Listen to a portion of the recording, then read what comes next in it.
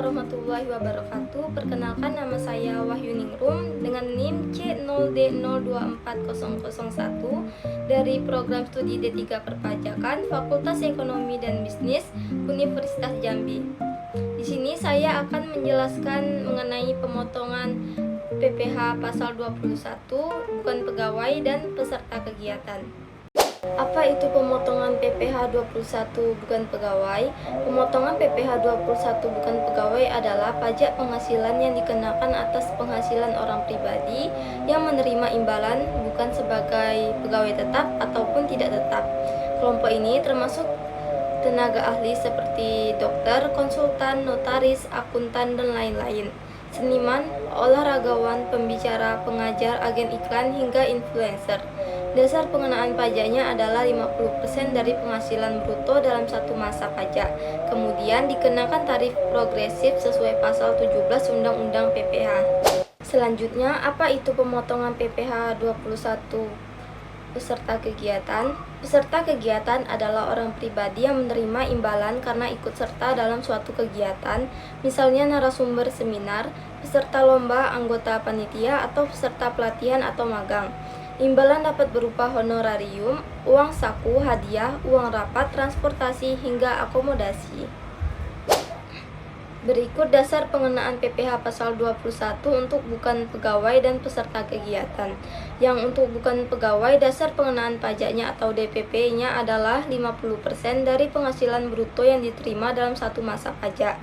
Jika ada pembelian material atau pembayaran upah pihak lain yang bisa dibuktikan dengan kontrak atau faktur, maka penghasilan bruto dapat dikurangi komponen tersebut. Beberapa jasa tertentu punya ketentuan khusus.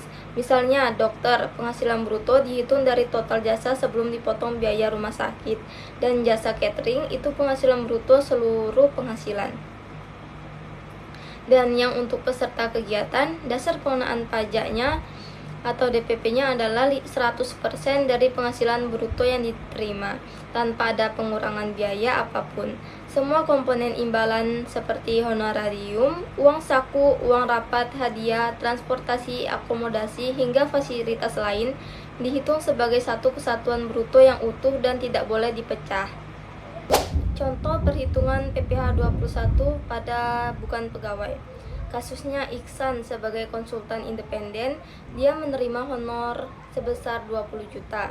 Nah, penghasilan brutonya yaitu 20 juta, DPP-nya 50%, dikali 20 juta sama dengan 10 juta. Disetahunkan, 10 juta dikali 12 sama dengan 120 juta. PPh 21 setahun yaitu 0 sampai 60 juta dikali 5% sama dengan 3 juta. Selanjutnya 60 sampai 120 juta dikali 15% itu hasilnya 9 juta dan totalnya menjadi 12 juta.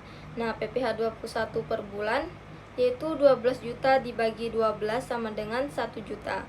Diterima bersih 20 juta dikurang 1 juta sama dengan 19 juta. Selanjutnya, contoh perhitungan PPh 21 pada peserta kegiatan. Kasusnya seperti dosen luar instansi jadi narasumber seminar, imbalan yang diterima yaitu honorarium sebesar 4 juta, akomodasi atau hotel sebesar 2 juta, uang transportasi itu 1 juta, dan total keseluruhannya ada 7 juta. Nah, perhitungan pajaknya DPP, dasar pengenaan pajaknya kan 100% dikali 7 juta sama dengan 7 juta. Disetahunkan 7 juta dikali 12 sama dengan 84 juta. PPh 21 setahun 0 sampai 60 juta dikali 5% sama dengan 3 juta. 60 sampai 84 juta dikali 15% sama dengan 3.600.000 dan totalnya sebesar 6.600.000.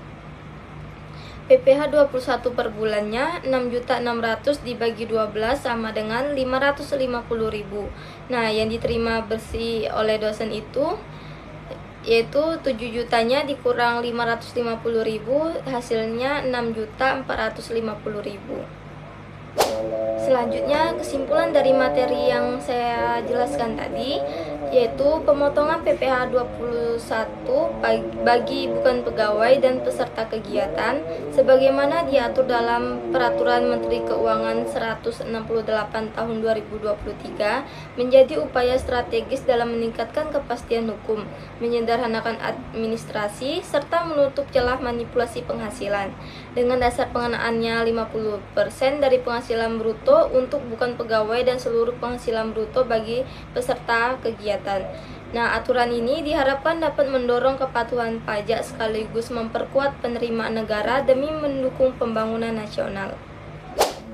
Jadi, sekian penjelasan saya mengenai pemotongan PPh pasal 21 bagi bukan pegawai dan peserta kegiatan. Mohon maaf jika ada kesalahan kata. Saya akhiri. Wassalamualaikum warahmatullahi wabarakatuh.